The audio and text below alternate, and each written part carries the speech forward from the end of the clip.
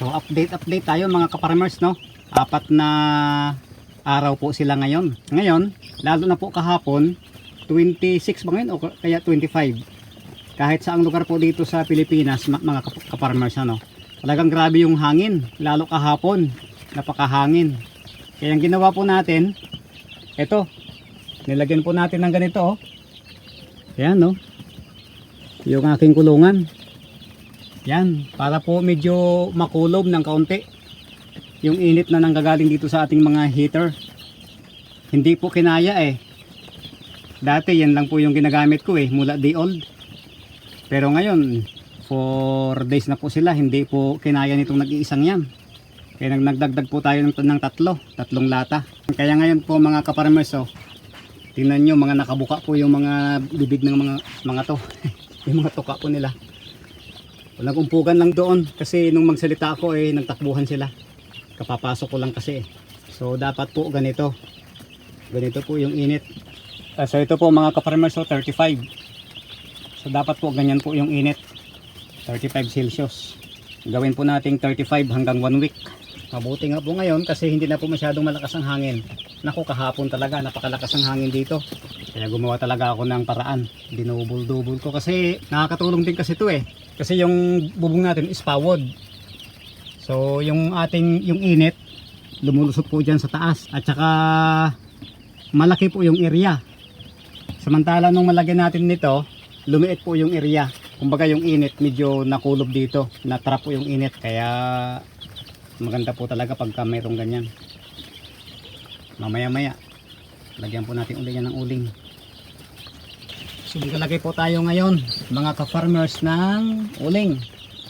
Ito kaunti na po eh, oh. Kaunti na. Lalagyan na po natin yan. Check natin itong malaking lata. Uy, nasa na? Ang dilim. Halukayin natin. Hinahalukay po to eh. O yun. Ayan po. So kailangan nating dagdagan to. Mayroon pa naman kaso lang dapat madagdagan natin. Ito siguro. Check natin to.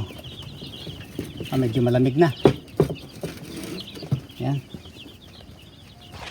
Lukayin natin.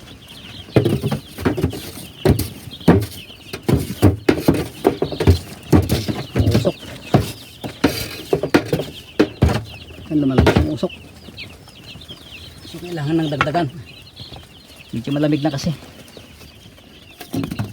Itong ganito mga ka-farmers, kasi yung abo niya halos magkakalahati na po sa lata. Pwede na po ninyong tanggalin yan. Bawasan po yung abo. Pero sa akin, tinatamad pa ako eh. Sa susunod na araw ko na yan babawasan. Dagdag lang po ako ng dagdag ng uling.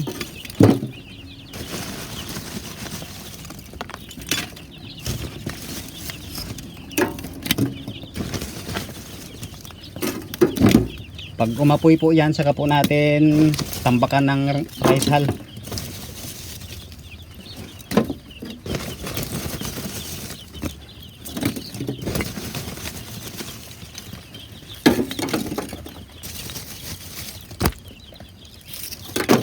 Yan.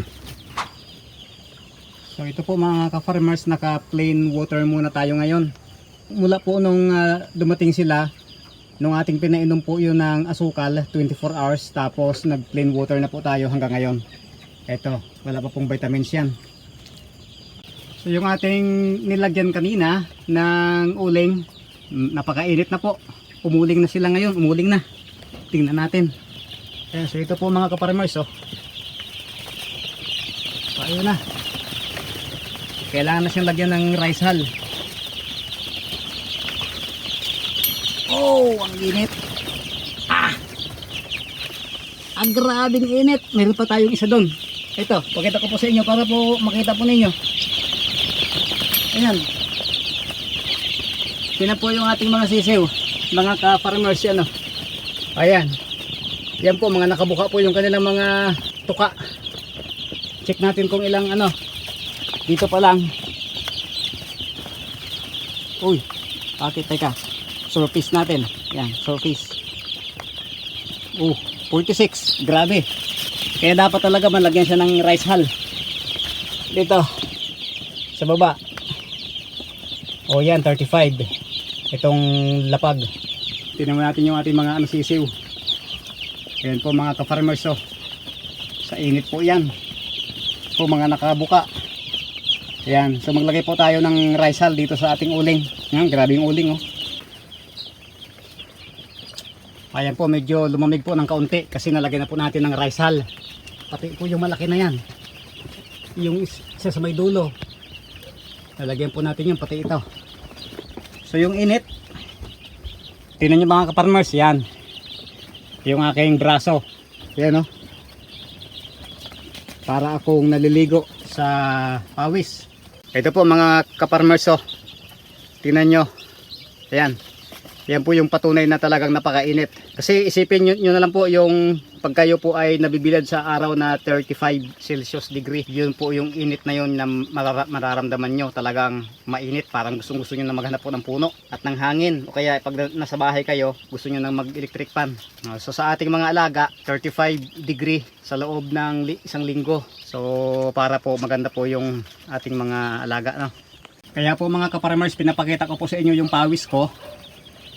Kasi po, para po maging reference po ninyo, mga ka-farmers po ano, may mga nagchat-chat po sa akin doon sa aking FB page. Yan, mga nagpapatulong sila. Tapos ay tinitingnan ko naman kasi kanilang sinisend sa akin mga ka-farmers yung kanilang kulungan ay sa tingin ko mukhang malamig. Yan, so ngayon kaya ko ipinapakita po sa inyo mga ka-farmers na ako ay pinapawisan ng husto. Kasi pagka yan pong inyong broodingan ay hindi po kayo pinapawisan, nako, malamig po yan. Magdagdag po kayo ng init. Kailangan po talagang pawis na pawis po kayo. Yan, tapos obserbahan po ninyo yung inyong mga sisiw kung wala po kayong katulad ito sa akin. Meron akong bang tawag dito? Thermometer. Pag wala po kayo, obserbahan lang po ninyo pag yung inyong mga sisiw nakakalat po ng ganito. Good po yan. Pero pag nasa tabi po yan, hindi kumakain at umiinom, nako, yan katulad po nito. Minsan meron din naman mga ganyan, pero kailangan lang yan nila siguro magpahinga. Tingnan nyo, oh. Huwag po kayo mag-worry mga ka-farmers sa usok. Ayan, oh.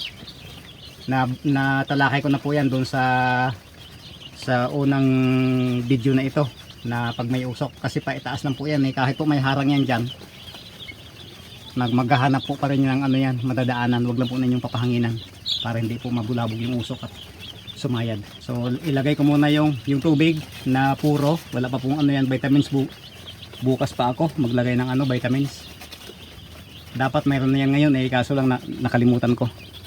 So maglalagay na lang ako ngayon ng pagkain. Tapos silipin natin yung 41 days ko na mga chicken. Usok, oh, grabe, oh. Kaya ito naman yung dumating nung January 16, 41 days na ngayon. Wala akong timbangan hindi ko matimbang. Yan, oh, malalaki na sila, oh. Yan, oh. Siguro mga na to, malapit na mag 3 kilo isa. Na lang ito, 400. Itong nandito, saka yung nandun sa baba, nandun sa kabila na kulungan. 41 days. Ito yung mga pinagpilian. Kasi yung nauna na 400, sila na po yung mga nakatay na namin. Yung mga malalaki na yon. Ito naman, pinagpilian ito maliliit. Pero ngayon, malalaki na sila, oh. So mamaya, magkakatay kami. Mamaya. Dito yung ganyan, yung iba. Yan. Yan, oh. Yun. Malabo kasi mainit. Ayan. Sa lakas ng hangin ngayon nga lang medyo humina ang hangin kaya inangat-angat ko na yung trapal. So tong ganito hindi na po ako nagbibigay ng vitamins. Lang yan, purong tubig. Wala nang vitamins, puro tubig yan. Basta pag ako naglalagay ng vitamins lang hanggang 3 weeks lang. Para hindi rin pati masama sa kalusugan ng mga consumer.